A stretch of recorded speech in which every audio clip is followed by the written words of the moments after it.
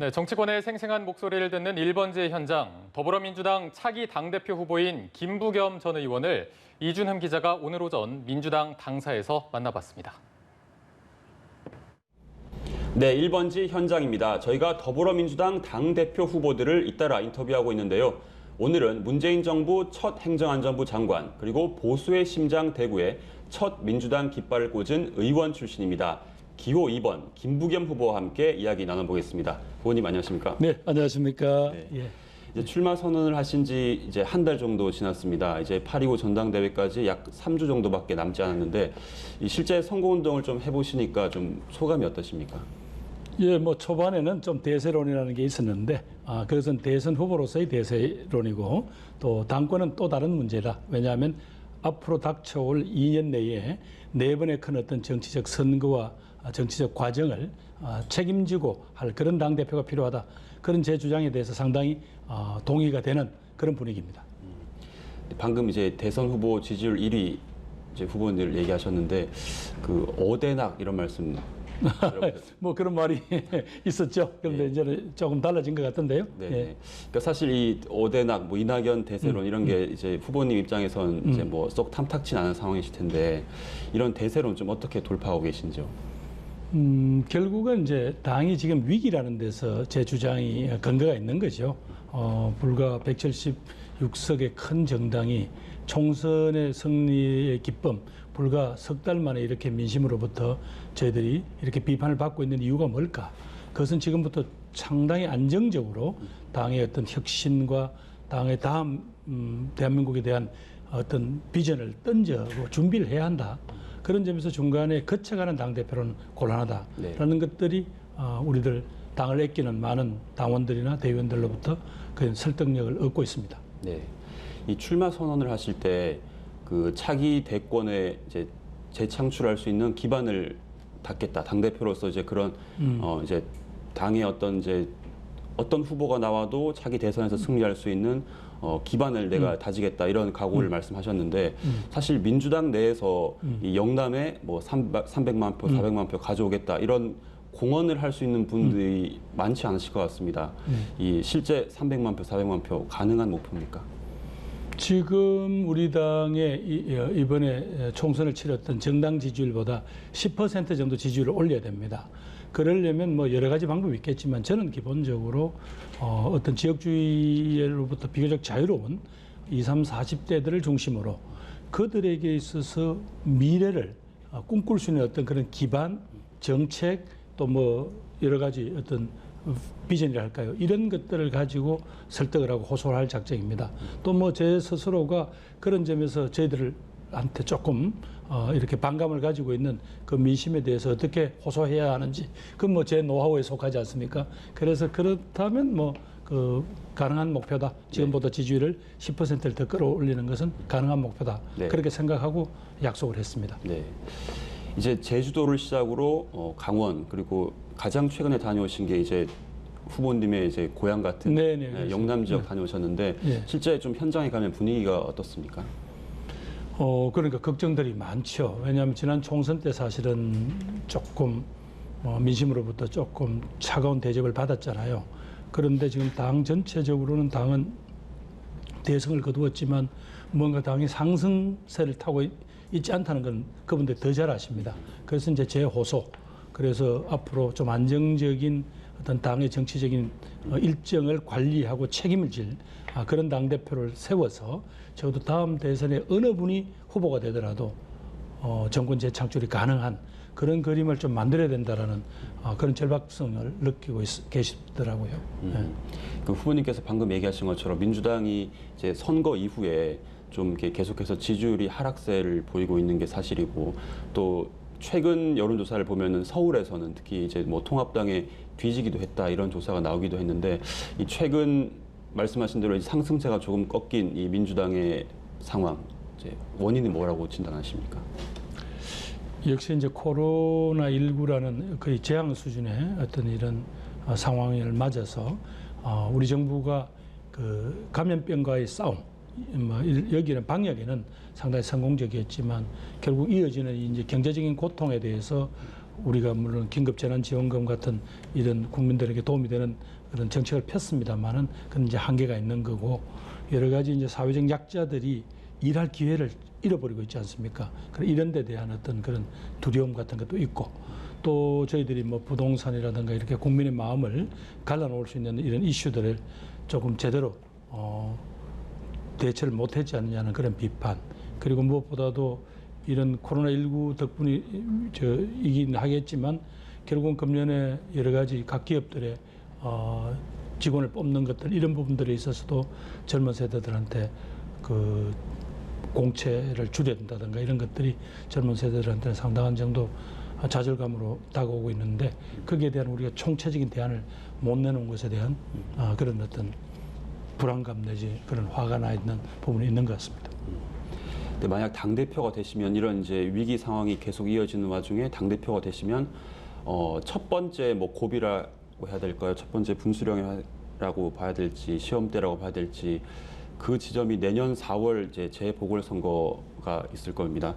그 이제 다른 후보들께서는 사실 뭐 후보를 내지 말자 이렇게 명확한 입장을 보이시기보다는 당원 그리고 국민들의 입장을 좀 들어봐야 한다 이런 얘기를 하셨는데 우리 후보님께서는 이제 후보를 내야 한다 이렇게 낼 수밖에 없는 상황이 올 거다. 낼 수밖에 없는 상황이 올 거다. 네. 왜냐하면 정당의 존립 목적은 정권을 창출하고 잘 운영하고 또 정권을 재창출하고 하는 것이 정당의 존립 목적에 속하는데 대한민국 유권자 약 1,200만 그것도 수도 서울과 제2도시의 시장을 뽑는 선거에 당헌에도 불구하고 후보를 안 낼 수가 없을 것이다. 그러나 당시 예를 들면 민심을 정확하게 읽는 분들이 당원들입니다.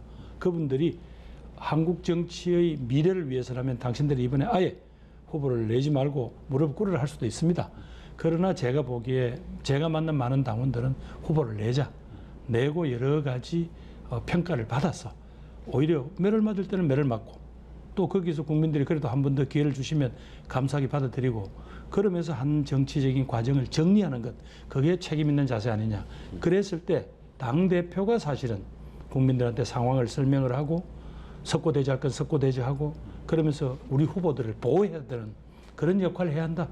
그래서 이제 당대표가 정말 다른 정치적인 자기 꿈이 아니라 이 당을 살리기 위해서 우리 후보들을 보호하기 위해서 정말 흙도 묻히고 할 그런 각오가 필요하다는 거죠. 네, 그러니까 일단 후보는 내고 이제 낼 수밖에 없는 상황이 올 거라고 저는 생각하는데 네네. 뭐 워낙 또 우리 당원들이 만만한 분들이 아니거든요. 저는 뭐 그런 상황이 올 거라고 봅니다. 네. 그랬을 때 당헌 부분에 대해서는 분명히 국민들한테 용서를 구하는 그런 과정이 또 반드시 필요하고요. 네. 그럼 내년 4월 재보선 그리고 좀 더 나아가서 2022년 대선 승리까지 이제 이끌기 위해서는 그 좀 민주당이 이 아까 말씀하신 이 위기들을 좀 어떻게 극복을 해야 될까요? 그러려면 이제 리더십 자체가 중간에 한 번씩 건너가는 리더십 또 다음 단계를 위한 그런 일종의 뭐 디딤돌이 할까요? 이런 리더십은 곤란하고 이 지도부가 최소한도 앞으로 2년 내에 있는 3번의 큰 선거와 대선 후보 경선 관리라는 큰 어떤 정당의 중요 정치 과정 이거를 안정적으로 준비를 하고 그 다음 그림 또 당의 혁신에 대한 확실한 의지를 가지고 제도의 개혁 또 중요한 어떤 국민과의 약속은 입법을 통해서 완성을 하는 어떤 그런 게 필요하겠죠. 네. 이제 그 말씀하신 그 당 대표에 도전하는 분이 총 이제 3분 계십니다. 3파전으로 치러지고 있는데 지금 계속해서 합동 연설에도 같이 다니시고 뭐 이렇게 계속 토론회도 진행하고 계신데 이낙연, 박주민 이 두 후보들 보셨을 때 이 후보들이 그래도 좀 이런 부분들은 좀 장점인 것 같다 이렇게 한 말씀씩 가볍게 해주시면. 네, 뭐 우리 우선 박주민 후보는 무엇보다도 이제 젊은 층 또 우리 당의 적극적 지지층들을 아주 설득하는 그런 아주 강한 강점이 있으시고요. 또 무엇보다도 다음 세대들이 어떻게 이 대한민국 공동체를 바라보고 민주당은 뭘 준비해야 된다. 이런 큰 그림을 제시하는 것은 상당히 인상적이었습니다. 그다음 이낙연 후보님은 제가 이제 행안부 장관 때 총리를 모셔서 일을 같이 쭉 했기 때문에 일을 얼마나 철두철미하게 하시는지 그런 걸 제가 잘 알고 있죠. 다만 이제 이번에 그런 어떤 대세론을 갖고 계시면 뭐 대선에 그냥 도전하시지 이렇게 이제 굳은 일을 해야 되는 당대표 나오신 부분에 대해서는 제가 조금 동의하기 어렵습니다. 네. 그 말씀하신 이낙연 후보가 사실 호남을 또 대표하는 인물이라고 하면 후보님께서 사실 영남을 상징하는 인물로 이제 볼 수가 있는데 두 분이 이제 붙으면 또 영호남 대결로 비춰진 거 아니야? 이런 이제 후보님께서도 이런 부분을 계속 우려하고 계십니다. 좀 어떻게 보시는지 이 부분에 대해서. 우선 우리 당원들의 수준이 그런 정도는 아니고요. 또 그렇다고 해서 이낙연 후보님이나 저나 바로 그 어떤 지역주의에 편성을 하거나 혹은 그걸 가지고 저희들 정치적 자산을 삼을 어떤 그런 어떤 이 정치 이력을 살아온 건 아니잖아요.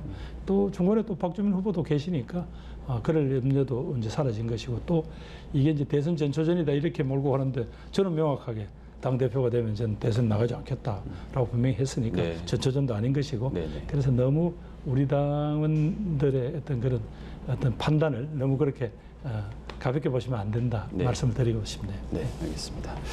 다음 이제 좀 현안 관련해서 질문을 드리겠습니다. 아까 말씀하신 것처럼 이제 민주당의 위기 이 원인 중에 하나로 부동산 문제 꼽으셨는데 이 김부겸이 구상하는 부동산 대책 어떤 게 있습니까? 결국은 뭐 한 서너 가지를 엮어야 된다고 봅니다. 하나는 아까 말씀하신 대로 그동안 부동산을 통해서 너무 많은 불로소득들이 이렇게 흘러 들어가고 네. 그걸 특정한 사람들이 말하는 그 이익을 독점하는 이 구조를 확실히 깨야죠. 그다음에 그러면서도 실질적으로 집이 필요한 사람 그런 분들의 어떤 건강한 그런 어떤 욕망은 우리가 그건 막을 수도 없고 또 그런 분들을 위한 다양한 예를 들면 생애 첫 주택을 마련하는 분들이라든지 신혼부부, 뭐 청년들을 위한 그런 다양한 주택 마련의 어떤 그런 길을 열어줘야 되겠죠. 그건 필요하면 네. 상당한 정도 금융 지원도 있어야 된다고 봅니다. 그리고 마지막에는 역시 이제 조세 정책이죠. 그동안 사실상 뭐 우리가 비판을 뭐 야당이 하고 있습니다만 사실상 그동안 20차례 가까이 우리가 대책을 발표했다고 하지만 입법으로 한 번도 지원을 받은 게 없어요. 전부 국회 법사위에서 전부 다 말하자면 그 문턱을 넘지를 못했어요. 네. 이제 21대 와서 그렇게 해서 지금 시급한 부동산이라든가 전월세 사시는 분들 보호 같은 게 이게 이제 입법화되는 과정이거든요. 그래서 또 그러면서 아까 이야기한 다주택자들한테 중과하는 그다음에 이제 종합부동산세 예. 이런 부분들이 지금 이렇게 정책으로 엮여야 되겠죠. 보다는 이제 근본적으로는 저는 이렇게 요 전국토의 12%밖에 안 되는 이 수도권에다가 예.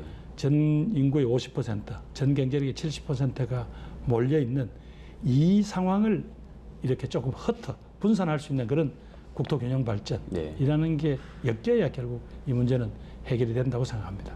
그 행정수도 이전 또 그 중에 이제 하나의 대안이 될 수 있겠죠. 네네. 그 실제 그 행정안전부 장관을 또 지내셔서 이 문제에 대해서 좀 깊이 고민을 하셨을 것 같은데 행정수도 이전을 넘어서 광역 상생 발전 얘기하셨습니다. 이게 네. 어떤 의미입니까? 그러니까 자꾸 왜 수도권을 몰립니까? 네. 그것은 일자리가 여기 있고 기회가 여기 있기 때문에 그런 거 아닙니까? 그런데 각 지역에서 지금 행정 단위로 묶인 뭐 200만, 300만짜리 요 단위 가지고는 뭔가를 해보기 어려워요. 그런데 여러 가지 지리적으로 엮여 있거나 혹은 산업 연관이 강한 그런 어떤 시도끼리 네. 서로 협력을 해서 거기서 자신들이 광역 경제권으로 하나의 단위로 묶이고 그리고 자신들이 잘할 수 있는 산업에다가 집중 투자를 하고 해당 지역 대학의 역량을 강화하면요. 굳이 수도권에 몰릴 이유가 없죠. 그랬을 때 정부가 정책을 하더라도 적당하게 나눠주는 그런 정책 그만하고 네. 해당 지역에서 잘할 수 있는데 집중 투자하고 도와주는 그러면 이제 수도권을 제외하고도 한 서너 개의 그런 광역 경제권이 형성이 되면 상당 부분 균형 발전도 이루어지고 또 수도권으로 몰려드는 이 흐름도 일정 부분 막을 수 있다 이렇게 생각합니다. 네. 이 아까 말씀하신 것처럼 이제 부동산 그리고 행정수도 이전 이런 부분들이 이제 여태까지 입법으로 좀 이렇게 지원을 받은 적이 없다고 그렇습니다. 하셨는데 그 최근에 이제 뭐 상임위 법사위 오늘 이제 본회의도 있습니다만 이렇게 입법이 진행되는 과정에서 너무 좀 속도를 빨리 하는 것 아니냐, 야당을 좀 패싱하는 거 아니냐. 그래 이런 점에서는 나는 야당 원내지도부가 이거는 국민들의 실생활에 집중 연관이 되는 거예요. 네. 이런 것들은 협조하겠다 그러면 얼마든지 왜 절차를 안 밟겠어요. 그런데 지금까지 우리가 부동산 시장에 강한 정책 의지를 가졌더라도 영향을 못 미친 거는 자꾸 시간을 놓쳤어요. 뭐 솔직히 말해서 발목도 좀 잡히고 네. 또 그러면서 토론하다가 그냥 이렇게 무력화시키고 그러니까 이번에는 그걸 되풀이하지 않겠다고 하는 거거든요. 이거는 국민들의 삶을 직접적으로 영향을 미치는 거니까 이거는 야당이 자세를 바꾼다면 앞으로 뭐 이런 과정에서 이렇게 무리해야 될 일이 없겠죠. 그러나 지금은 적어도 이 부동산 광풍을 막기 위해서 이렇게 시급한 조치가 불가피했다고 생각합니다. 네. 이번 부동산 문제 말고도 사실 앞으로 좀 여야 갈등이 첨예한 부분들이 몇 가지 있습니다. 특히 공수처 당장 이 올해 안에 공수처 설치해야 된다 이렇게 말씀을 하셨는데 공수처 출범시켜야 된다고 출범시키 공수처 출범을 올해 안에 마무리해야 된다 이렇게 말씀하셨는데 이 사실 야당이 공수처장을 추천하지 않으면 이 공수처가 출범하기 좀 어려운 구조로 되어 있습니다. 지금 야당이 공수처장 추천위원을 안 내면 네네. 그러니까 야당이 반대를 하면 이제 사실 출범하기가 좀 어려운 구조가 돼 있는데 그러면 좀 입법을 해서라도 야당의 비토권 제거해야 된다. 뭐 이런 그러니까 비토권을 지금 야당에 드린 거 아닙니까? 네네. 그 미래통합당이 자꾸 비토권을 행사를 하면 될 텐데 네. 그게 아니라 아예 이 제도 자체 출범을 그런 방식으로 무력화시키겠다고 하잖아요. 네. 지난 20대 때 그래도 그 어려운 과정에서 이 제도를 도입을 했는데 그리고 여러 가지 우려가 있다고 그래서 제1야당한테 말하자면 그런 비토권까지 줬는데도 이걸 방해한다는 건 안 되죠. 그러면 저는 뭐 두 가지 방법이 있다고 봅니다. 네. 하나는 의원들의 입법을 통해서 아까 이야기한 그런 이런 어떤 미비점을 개정을 해서 하는 방법이 있고요. 또 하나는 의장님께서 사실상 지금 추천된 위원님들이라도 당연지 위원 포함해서요. 그분들을 초청을 해서 그래서 회의를 여는 겁니다. 그래서 국민들이 봤을 때 조금 내용이 납득이 되지 않는다. 야당의 행동이. 그렇게 해서 좀 압박을 하는 거죠. 그렇게 해서 뭐 예를 들면 이번에 그래도 규칙도 어떤 교섭단체에서 추천을 안 하면 자동으로 다른 교섭단체를 넘긴다는 건 혹시라도 정말 네. 야당의 비토권을 뺏는다는 오해가 있을 것 같아서 그건 처리를 안 했잖아요. 네네. 그리고 그만큼 우리는 정말 인내하고 있는데 이렇게 끝까지 저는 이렇게 좀 무책임한 모습 어찌 보면 제도 출범 자체에 대해 저항하는 모습은 저는 그 야당 지도부가 생각을 달리 고쳐야 된다고 말씀드리고 싶습니다. 네, 알겠습니다. 이제 벌써 마지막 질문 드려야 될 시간이 됐습니다. 이 만약 당대표가 되시면 이 아까 말씀하신 차기 재집권 외에 내가 당대표 2년 임기 동안 꼭 이것만 이루고 싶다 이런 목표가 있으시면 마지막으로 한 말씀 부탁드립니다. 적어도 지금 현재 우리 한국 사회가 제일 고통을 받고 있는 게 결국 양극화일 겁니다. 이 감당할 수 없는 양극화와 정말 미래에 대한 희망을 잃어버린 이 국민들에게 어떻게 어떤 정책을 통해서 이분들에게 다시 희망을 이어가자고 할 수 있는지 적어도 정당이라면 집권당이라면 거기에 대한 자신들의 그림과 의지를 가지고 정부를 끌고 가야 합니다. 저는 어떤 그런 정책과 가치가 단단히 무장된 그런 집권당 그런 민주당 만들고 싶고요. 그랬을 때 전 국민들로부터 골고루 지지와 사랑을 받는 그런 당으로 거듭 성장할 수 있다고 생각합니다. 네, 알겠습니다. 오늘 말씀은 여기까지 듣도록 하겠습니다. 후보님 오늘 말씀 감사합니다. 네, 감사합니다. 네, 지금까지 더불어민주당 당대표 후보 기호 2번 김부겸 후보와 함께 이야기 나눴습니다. 1번지 현장이었습니다.